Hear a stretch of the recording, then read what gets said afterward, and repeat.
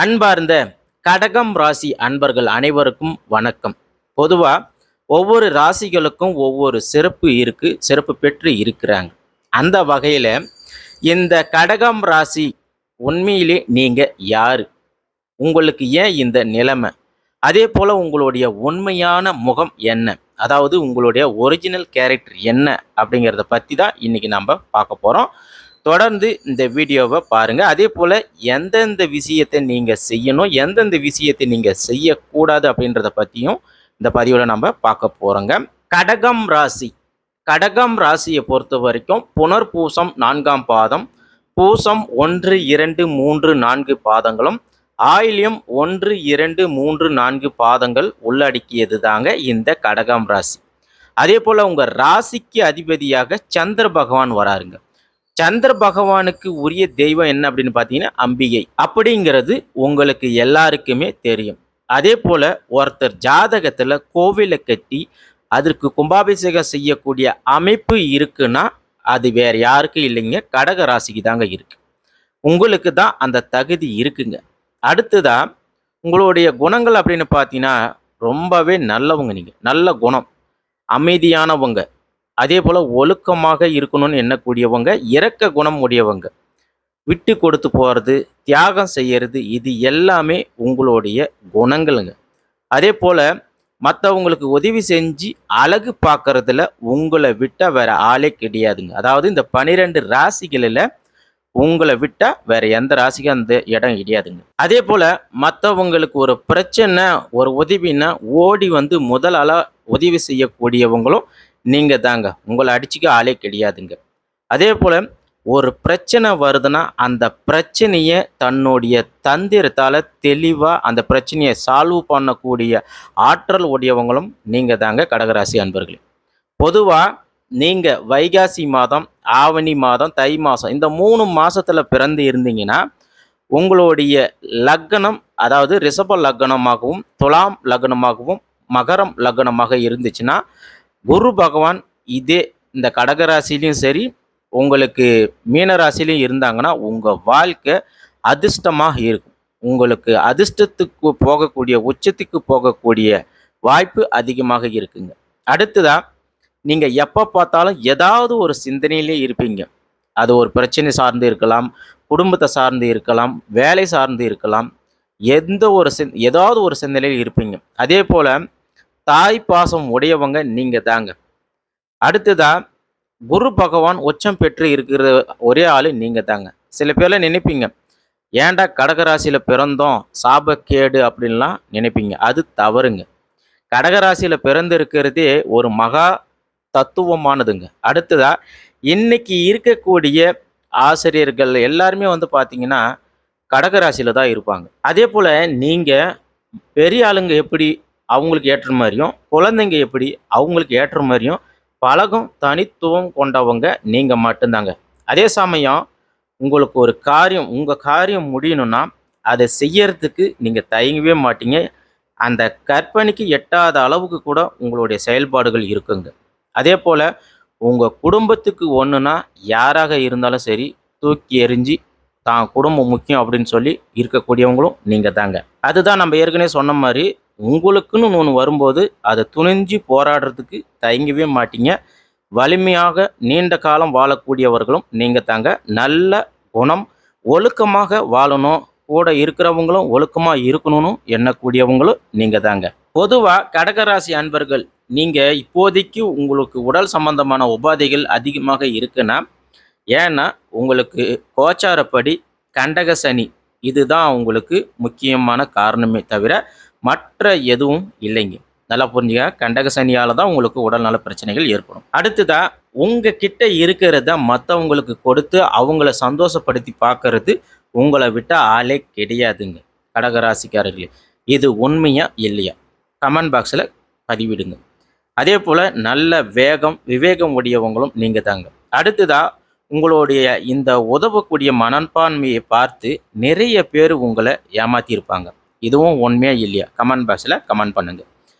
அதாவது கடகராசிக்காரர்களுக்கு 2வது வீடாக சிம்ம ராசி வருதுங்க. இதில் சிம்ம ராசிக்கு சூரிய பகவானுடைய வீடாக அமைஞ்சிருக்குங்க. ஸோ கடகராசி அன்பர்கள் பொதுவாக குடும்பத்தில் நீங்கள் வச்சது தான் சட்டம் அப்படின்னு இருப்பீங்க. நேர்மையாக இருக்கணும், நியாயமாக இருக்கணும், ஒழுக்கமாக இருக்கணும் அப்படின்லாம் இருக்கக்கூடியவங்க நீங்கள் தாங்க. அடுத்துதான் 3வது வீடாக வந்து பார்த்தீங்கன்னா கன்னி ராசி வருதுங்க. இதுக்கு அதிபதியாக புதன் பகவான் வரதுனால உங்கள் கூட பிறந்தவங்க கொஞ்சம் புத்திசாலியாக இருப்பாங்க. அதாவது உங்கள் கூட பிறந்த அண்ணன், தங்கை, அக்கா, தங்கச்சி யாராக இருந்தாலும் சரி புத்திசாலியாக இருப்பாங்க. அடுத்ததாக கடகராசிக்கு 4வது வீடாக துலாம் ராசி வருதுங்க. இதுக்கு அதிபதியாக சுக்கிர பகவான் அப்படிங்கிறதுனால உங்களை பொறுத்த வரைக்கும் தாய் மீது ரொம்பவே அதிக பற்று இருக்கக்கூடியவர்களாக நீங்கள் இருப்பீங்க. தாய் உங்கள் மேலேயும் ரொம்ப பற்று அதிகமாக வச்சுருப்பாங்க. 2 பேருமே ஒருத்தர் மேலே பாசம் அதிகமாக இருந்தாலும் விட்டும் கொடுக்க மாட்டீங்க. அதே போல் இந்த உலகத்தில் உள்ள மிக சிறந்த தாய் அப்படின்னு தேடினீங்கன்னா கண்டிப்பாக சொல்கிறேங்க, கடகராசி ஆண்கள் பெண்கள் நீங்களாக தாங்க இருப்பீங்க. தாய்க்கு உதாரணமாக தாய் பாசத்துக்கு உண்மையாகவே எடுத்துக்காட்டாக இருக்கக்கூடியவங்க கன்னிராசிக்காரர்கள் மட்டும்தாங்க. வேற எந்த ராசியுமே கிடையாது. அடுத்ததாக இன்னொரு விஷயம் பார்த்தீங்கன்னா, கடகராசியில் இருந்து 4வது வீடாக சூரிய பகவான் உச்சம் பெற்று இருக்கிறதுனால அப்போ கடகராசி அன்பர்கள் அம்மாகவோ இல்லை பெண்ணாக இருந்தால் உங்களுடைய அம்மா பேச்சை நீங்கள் கேட்கவே மாட்டீங்க. உங்கள் அம்மா என்ன சொன்னாலும் கேட்கவே மாட்டீங்க. ஆனால் பாசம் இருக்கும். ஆனால் அம்மா பேச்சை கேட்கவே மாட்டீங்க. கடகராசி இது ஒரு நீர் ராசி அப்படிங்கிறதுனால மற்ற நீர் ராசியாக வரக்கூடிய விருச்சிக ராசி, மீனம் ராசி இந்த ராசிகள் உங்களுக்கு ஒரு நல்ல பொருத்தமாக இருக்கக்கூடிய ராசியாக இருக்குது. அதே போல் கடக ராசியில் இருக்கக்கூடியவங்களே கடகராசி ஆணு கடகராசி பெண்ணாக இருந்தாங்களோ உங்களுக்கு பொருத்தம் சிறப்பாக இருக்குது. அதே போல் கடகராசியில் இருக்கக்கூடிய பெண்களுக்கு கன்னி ராசியில், மகர ராசி, ரிஷப ராசியில் பிறந்தவங்க அவங்கள நீங்கள் திருமணம் செஞ்சீங்கன்னா உங்களுடைய உறவு மிக சிறந்ததாக இருக்கும். உங்கள் லைஃப் ரொம்பவே நல்லா இருக்கும். அதே போல் கடகராசிக்கு பொருந்தாத ராசி அப்படின்னு பார்த்தீங்கன்னா மகர ராசி. அதாவது காற்று மற்றும் தீ ராசிக்காரர்களுடன் உங்களுக்கு உறவை தொடர அதிக போராட வேண்டி இருக்குங்க. அதே போல் மேச ராசி, துலாம் ராசிக்காரங்களுடன் கடகராசி பெண்கள் உறவு மிகுந்த போராட்டம், சவால் நிறைந்ததாக இருக்கும். நல்லா புரிஞ்சுக்காங்க. இந்த ராசிக்கு மேசம், துலாம் ராசிக்காரங்க கூட கடகராசி பெண்களுக்கு போராட்டமான சவாலான வாழ்க்கையாக இருக்கும். அடுத்ததாக கடகராசிக்கு 5வது வீடாக விருச்சிக ராசி வருதுங்க. விருச்சிக ராசிக்கு செவ்வாய் பகவான் ஆட்சி அப்படின்றதுனால பூர்வ புண்ணிய ஸ்தானங்க. அதாவது உங்கள் சுய ஜாதகத்தில் செவ்வாய் பகவான் இருந்தால் என்ன ஆகும்னா உங்களுக்கு உடல் ரீதியான தொந்தரவுகள் அடிக்கடிக்கு வர்றதுக்கு வாய்ப்புகள் அதிகமாக இருக்குது. கடகராசி அன்பர்களே, உடல்நலம் தொந்தரவு இல்லாமல் எந்த ஒரு கடகராசிக்காரர்களும் கண்டிப்பாக இருக்க மாட்டீங்க. அடுத்ததாக கடகராசிக்கு 6வது வீடாக தனுசு ராசி வர்றதுனால இதுக்கு குரு பகவானுடைய வீடாக இருக்குது. அப்போ கடகராசிக்காரர்கள் என்ன செய்யணும்னா உங்களுடைய உடல் நலம் சம்பந்தமான விஷயங்களை நீங்கள் அக்கறை காமிக்கணும். அதே போல் நீங்கள் வெளியில் பேசும்போது, மற்றவங்ககிட்ட பேசும்போது வார்த்தைகளை சரியாக கவனித்து பேசணும், கவனமாக இருக்கணும். ஏன்னா உங்களுக்கு மறைமுகமாக எதிரிகள் எங்கே இருக்கிறாங்கன்னா உங்களுடைய இடத்துல இருக்கிறாங்க, நீங்கள் வேலை செய்யக்கூடிய இடத்துல இருக்கிறாங்க. ஸோ உங்களை எப்போ ஏதாவது ஒரு விஷயத்தில் மாட்டி விடலாம், உங்களை பிரச்சனையை உருவாக்கி விடலாம் அப்படின்னு நினைக்குவாங்க. ஸோ கேர்ஃபுல்லாக நீங்கள் எடுக்கணும். ஸோ இதனால தான் உங்களுக்கு உடல் ரீதியாகவும் மன ரீதியாகவும் பிரச்சனைகள் ஏற்பட வாய்ப்புகள் அதிகமாக இருக்குது. அடுத்ததாக கடகராசியில் 7ஆம் வீட்டுக்கு அதிபதியாக மகர ராசி. இங்கே வந்து பார்த்தீங்கன்னா சனி பகவான் ஆட்சி பெற்றிருக்கிறாருங்க. அதே போல் பலமாகவும் இருக்கிறாரு. இதில் இன்னொரு விஷயம் என்னன்னு பார்த்தீங்கன்னா செவ்வாய் பகவான் இந்த இடத்துல வந்து பலம் பெற்று உச்சம் அடைஞ்சு இருக்கிறாருங்க. அப்போ என்னன்னா கடகராசிக்காரர்கள் கூட இருக்கக்கூடிய கணவனாக இருக்கட்டும், மனைவியாக இருக்கட்டும், உங்களுடைய ஆயுள் பலம் அதிகமாக இருக்கும். அதாவது உங்கள் துணையாருடைய ஆயுள் பலம் அதிகமாக இருக்கும். அதே போல் உங்களுக்கு செவ்வாய் பகவான் பலமாக இருக்கிறதுனால கலஸ்திரஸ்தானம் அப்படிங்கிறதுனால உங்களை நல்லா பார்த்துக்கிறவங்க கணவனாகவோ மனைவியாகவோ அமைவாங்க. அதே போல் செவ்வாய் பகவான் ஆதிக்கம் பெற்ற ராசி நீங்களாக இருக்கிறதுனால பொதுவாக கடகராசி பெண்கள், முக்கியமாக சொல்ல போனால் கடகராசி பெண்கள் பாலியல் ரீதியான எண்ணங்கள் உங்களுக்கு அறவே இருக்கவே இருக்காதுங்க. சொன்ன போனால் பாலியல் உறவு அப்படின்ற ஒரு வார்த்தையே நீங்கள் அந்நியமான விஷயமாக நினைக்கக்கூடியவர்கள் நீங்கள் தாங்க. அதாவது கடகராசி பெண்கள் நீங்கள் தான். இது உண்மையாக இருந்தால் கமெண்ட் பாக்ஸில் கமெண்ட் பண்ணுங்க. அதாவது உங்களுக்கு மோஸ்ட்லி திருமணம் அப்படின்றது அரேஞ்ச் மேரேஜாக இருக்கிறதுக்கு வாய்ப்பே கிடையாதுங்க. லவ் மேரேஜாக தான் இருக்கிறதுக்கு 100% வாய்ப்புகள் இருக்குது. அதே போல் உங்ககிட்ட வந்து இந்த பாலியல் ஆசைகள் தேவைகளை வெளிப்படுத்துவது ரொம்பவே கடினமாக இருக்கும். நீண்ட மற்றும் கடினமான முயற்சிக்கு பிறகே அதாவது உங்கள் துணையால் அவர்களுடைய ஆசையை வெளிக்கொண்டு வர முடியுமே தவிர உங்களுக்குன்னு இந்த பாலியல் உணர்வு இருக்கவே இருக்காது. இது உண்மைன்னா நீங்கள் கமெண்ட் பாக்ஸில் கமெண்ட் பண்ணுங்கள். அடுத்ததாக கடகராசிக்கு 8வது வீடாக கும்பம் ராசிங்க. அப்போ கடகராசிக்காரர்களை பொறுத்த வரைக்கும் ஏழ்மையாக தான் இருப்பீங்க. உங்கள் வாழ்க்கையில் நீங்கள் முன்னேறதே பார்த்தீங்கன்னா கொஞ்சம் கொஞ்சமாக படிப்படியாக தான் முன்னேறுவீங்க. அப்படி முன்னேறினாலும் நீங்கள் வீடு, இடம், பூமி, வண்டி, வாகனம் அப்படின்னு எல்லாமே சிறப்போடு தான் இருப்பீங்க. அதை நீங்கள் வருங்கால உங்கள் சங்கதிகளுக்கும் அப்படியே கொடுத்து நீங்கள் அதை பராமரிப்பீங்க. அடுத்ததாக கடகராசிக்காரர்களுக்கு 9வது வீடாக மீனம் ராசி, குரு பகவானுடைய ஆட்சி பெற்றிருக்கக்கூடிய வீடுங்க. அப்போ உங்களுடைய அப்பாவுக்கு நீங்கள் ஒரு வழிகாட்டியாகவும் உபதேசம் செய்யக்கூடியவர்களாகவும் இருப்பீங்க. உங்கள் குடும்பத்திலே உங்கள் அப்பாவுக்கு உங்களை ரொம்பவே பிடிக்கும். அதாவது சிவனுக்கு முருகன் எப்படி உபதேசம் செய்தாரோ அப்படி நீங்கள் உங்கள் அப்பாவுக்கு இருப்பீங்க, உபதேசம் செய்யக்கூடியவர்களாக இருப்பீங்க. அடுத்ததாக மீனராசியில் சுக்கிர பகவான் உச்சம் அப்படிங்கிறதுனால உங்களுக்கு தந்தை செல்வம் சேர்க்கும் ஆளாக இருப்பீங்க. அடுத்ததாக கடகராசிக்கு 10வது வீடாக மேசம் ராசி, செவ்வாய் பகவான் ஆச்சுங்க. இங்கே சூரிய பகவானும் பலமாக இருக்கிறாரு, செவ்வாய் பகவானும் பலமாக இருக்கிறாரு.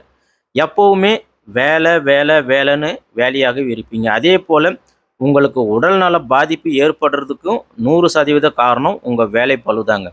ஸோ ஒரு வேலைன்னு வந்துட்டால் அந்த வேலையை முடிச்சிடணும், நம்ம இடத்துல நாம் சரியாக இருக்கணும், நம்மளை ஒருத்தர் கேள்வி கேட்கக்கூடாது அப்படின்னு இருக்கக்கூடியவங்க. எதுவாக இருந்தாலும் சரி, எந்த ஒரு பிரச்சனையாக இருந்தாலும் சரி, அது எல்லாமே நீங்கள் சால்வ் பண்ணுவீங்க. அடுத்ததாக சூரிய பகவான் இங்கே உச்சம் அப்படிங்கிறதுனால வேலை செய்கிற இடத்துல நீங்கள் தாங்க ராஜாவாக இருப்பீங்க. சொன்ன வேலையை சொன்ன டைமுக்கு முடிச்சு கொடுப்பீங்க. வேலை செய்கிற போது எந்த ஒரு தேவையற்ற எண்ணங்கள், சிந்தனைகள்லாம் உங்களுக்கு வரவே வராதுங்க. அடுத்ததாக கடகராசிக்கு 11வது வீடாக ரிஷபம் ராசி, சுக்கிர பகவான் ஆட்சி பெற்று இருக்கிறாருங்க. அதே போல் சந்திர பகவானும் இங்கே பலமாக இருக்கிறார். அப்போ சந்திர பகவான் பலம் பெறுவதனால உங்களுடைய செயல்பாடுகள் மற்றவங்க பாராட்டுக்குரியவாக இல்லை இருக்குங்க. அதாவது நீங்கள் எந்த ஒரு விஷயத்தை செஞ்சாலும் மற்றவங்க பாராட்டுற அளவில் இருக்கும். அது குடும்பத்தை முன்னேற்ற அளவுக்கு உங்களுடைய செயல்பாடுகள் இருக்கும். அதே போல் கடகராசிக்காரர்கள் இருக்கிற வீட்டில் லாபமாக இருக்கட்டும், அதிர்ஷ்டமாக இருக்கட்டும், நம்பிக்கை, தைரியம், இது எல்லாத்துக்கும் நீங்கள் தான் மூல காரணமாக இருப்பீங்க. அடுத்ததாக கடகராசிக்காரர்களுக்கு 12வது வீடாக மிதுனம் ராசி, இங்கே புதன் பகவான் ஆட்சி பெற்று இருக்கிறாருங்க. நீங்கள் ஒரு செலவே செஞ்சால் கூட அது ஒரு நல்ல விஷயத்துக்காக தான் இருக்குமே தவிர காரணம் இல்லாமல் நீங்கள் செலவு செய்ய மாட்டீங்க. அதே போல் யோசனையும் விவேகம் அதிகமுடைய ராசியும் நீங்கள் தாங்க. அடுத்ததாக உங்கள் கூட பிறந்தவங்க உங்களை கண்டுக்கலைனாலும் சரி, உங்களுக்கு ஏதோ ஒரு உதவி செய்யலைனாலும் சரி, நீங்கள் அவங்களுக்கு ஏதாவது ஒரு விஷயத்துக்கு சப்போர்ட்டிவாக இருப்பீங்க. எப்பயுமே அவங்களுக்கு ஒரு ஆதரவாக இருப்பீங்க. நீங்கள் சொன்னால் அவங்க கேட்குற ரேஞ்சிலையும் இருப்பாங்க. ஆக மொத்தம் இந்த 12 ராசிகளில் பெஸ்ட்டான ராசி அப்படின்னு எடுத்துக்கிட்டால் கண்டிப்பாக கடகராசிக்காரர்களே உங்களை அடிச்சுக்க ஆளே கிடையாதுங்க. அதே போல் உங்களுக்கு மைனஸ் அப்படின்னு பார்த்தீங்கன்னா, நான் எப்படி இருக்கிறேனோ நீயும் அப்படி தான் இருக்கணும்னு நினைப்பீங்க. நான் நல்லவனாக இருக்கிறேன்னா நீயும் நல்லவனாக இரு. நான் எந்த ஒரு தவறும் செய்யலையா, நீயும் எந்த ஒரு தவறும் செய்யக்கூடாது, எந்த ஒரு பிரச்சனையும் போகக்கூடாதுன்னு நினைப்பீங்க. அதே போல் நான் உங்கள் மேலே அக்கறை காமிக்கிறேன்னா நீங்களும் எங்கள் மேலே அக்கறை காமிக்கணும். நான் எப்படி உனக்கு இடம் கொடுக்குறனோ, முன்னுரிமை கொடுக்கணும், அதே மாதிரி நீங்களும் எங்களுக்கு முன்னுரிமை கொடுக்கணும் அப்படின்னு நினைக்கக்கூடியவங்க. ஆக மொத்தம் கடகராசிக்காரர்களே, உங்கள் வாழ்க்கையில் நீங்கள் யார், உங்களுடைய உண்மையான முகம் என்ன அப்படின்றது இந்த வீடியோ பதிவில் முழுமையாக நாங்கள் சொல்லியிருக்கிறோம். அதே போல் இதுக்கு ஏதாவது பரிகாரங்கள் ஏதாவது இருக்கா அப்படின்னு நீங்கள் எதிர்பார்ப்பீங்க. ஒன்றும் இல்லைங்க, சிம்பிள் தான். வாரந்தோறும் கடகராசிக்காரர்கள் உங்களுக்கு அதிபதி சந்திர பகவான் அப்படின்றதுனால உங்களுக்கு தெய்வம் அம்பிகை அம்மன்றதுனால நீங்கள் முடிஞ்ச வரைக்கும் சந்திர பகவானுக்கு வெண்பட்டு, கற்கண்டு சாதம் இதெல்லாம் சமர்ப்பித்து நீங்கள் வழிபாடு செஞ்சு வந்தீங்கன்னா உங்கள் வாழ்க்கையில் நல்ல முன்னேற்றம் உண்டாகுங்க. அதே போல் திங்கட்கிழமை நாட்களில் நீங்கள் அம்மன் ஆலயங்களுக்கு சென்று அம்மனை நீங்கள் குங்குமம் அபிஷேகம் அர்ச்சனை செஞ்சு வந்தீங்கன்னா கண்டிப்பாக உங்களுக்கு நல்ல முன்னேற்றம் வரும். அதே போல் சர்க்கரை பொங்கல் நைவேத்தியம் செஞ்சு வழிபாடு செய்யுங்க. உங்களுக்கு எந்த ஒரு பிரச்சனை இருந்தாலும் கண்டிப்பாக அது சால்வ் ஆகும். அடுத்ததாக கடகராசியில் இருக்கக்கூடிய நட்சத்திரக்காரர்கள் என்னென்ன செய்யலாம் அப்படின்னு பார்த்தீங்கன்னா, புனர்பூசத்தில் பிறந்தவங்களாக நீங்கள் இருந்தீங்கன்னா குரு தரிசனம் செய்கிறது மிக சிறந்ததுங்க. அதே போல் புனர்பூச நட்சத்திரத்தில் பிறந்தவங்க நீங்கள் சனி பகவானுக்கு கருப்பு வஸ்திரம் அணிவித்து அதே போல் நீல நிற மலர்கள் அர்ச்சனை செய்கிறது உங்களுக்கு வாழ்க்கையில் நல்ல ஒரு முன்னேற்றத்தையும் இன்னல்களையும் நீக்குங்க.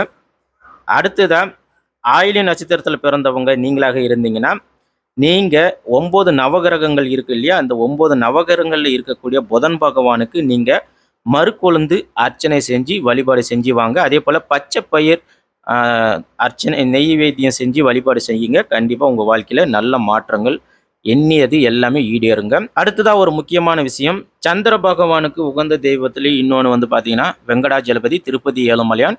ஸோ நீங்கள் முடிஞ்சிச்சுன்னா ஒரு நாள் அங்கே ஸ்டே பண்ணி எம்பெருமான வழிபாடு செஞ்சுட்டு வாங்க.